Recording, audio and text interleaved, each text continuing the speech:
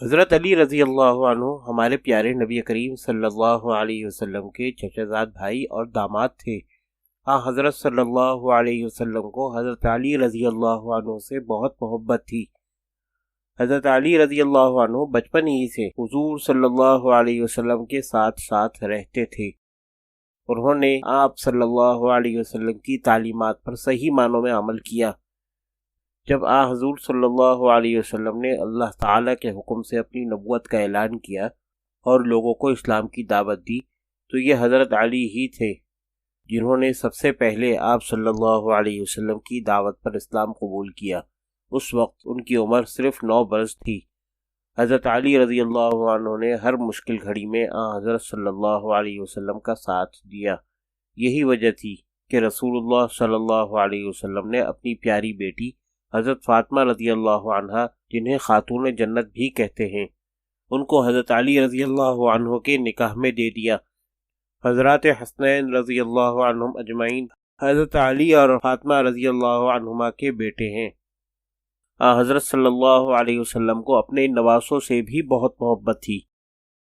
حضرت علی رضی اللہ عنہ کی طرح ان کی اولاد نے بھی دین اسلام کی سربلندی کے لیے بڑی قربانیاں دیں اور اپنے والد کے نقش قدم پر چلتے ہوئے اپنے نانا حضرت محمد صلی اللہ علیہ وسلم کے دین کا بول بالا کیا۔ ایک دفعہ کا ذکر ہے، نبی کریم صلی اللہ علیہ وسلم کی محفل میں صحابہ اکرام بیٹھے تھے۔ حضرت علی رضی اللہ عنہ حضرت صلی اللہ علیہ وسلم کے بالکل پاس پہلو میں بیٹھے تھے۔ حضرت علی کو چونکہ حضور صلی اللہ علیہ وسلم کا قرب حاصل تھا اور بچپن سے وہ حضور صلی اللہ علیہ وسلم کے ساتھ ساتھ رہتے تھے، اس لیے آپ حضور صلی اللہ علیہ وسلم سے کبھی کبھی مذاق بھی کر لیا کرتے تھے، لیکن اس مذاق میں شائستگی کا پہلو ہوتا تھا۔ یہ واقعہ بھی کچھ ایسا ہی ہے۔ کوئی صحابی رسول حضور صلی اللہ علیہ وسلم کی خدمت میں کھجور کی ٹوکری لے کر آئے۔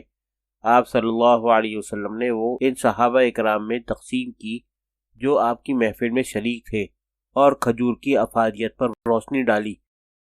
اس کے بعد حضور صلی اللہ علیہ وسلم اور تمام صحابہ اکرام کھجوریں کھانے لگے۔ حضرت علی رضی اللہ عنہ جو حضور صلی اللہ علیہ وسلم کے پہلو میں بیٹھے کھجوریں کھا رہے تھے، اچانک انہیں کچھ سوجھا کہ انہوں نے کھجوریں کھا کر ان کی گٹھلیاں آپ صلی اللہ علیہ وسلم کے سامنے اس جگہ رکھنی شروع کر دیں جہاں پر حضور صلی اللہ علیہ وسلم اپنی گٹھلیاں رکھ رہے تھے۔ سارے صحابہ کھجوریں کھا کر گٹھلیوں کا ڈھیر اپنے سامنے لگا رہے تھے، جبکہ حضرت علی رضی اللہ عنہ اپنی گٹھلیاں حضرت صلی اللہ علیہ وسلم کی گٹھلیوں میں رکھ رہے تھے۔ اس لیے حضور صلی اللہ علیہ وسلم کے سامنے نسبتاً گٹھلیوں کا بڑا ڈھیر تھا۔ جب سب کھجوریں کھا چکے تو حضرت علی رضی اللہ عنہ نے سب کی گٹھلیوں کی طرف دیکھتے ہوئے اظہار مذاق کہا، یہ دیکھیے کہ سب سے زیادہ کھجوریں ہم میں سے کس نے کھائی ہیں۔ تمام صحابی حضور صلی اللہ علیہ وسلم کے سامنے لگی ہوئی بڑی ڈھیری کو دیکھنے لگے، لیکن کسی کو کچھ کہنے کی ہمت نہ ہوئی۔ حضور صلی اللہ علیہ وسلم جو حضرت علی رضی اللہ عنہ کی شرارت بھانپ چکے تھے، مسکرائے اور فرمایا، یہ بھی دیکھیے کہ کون کھجوریں گٹھلیوں سمیت کھاتا رہا ہے۔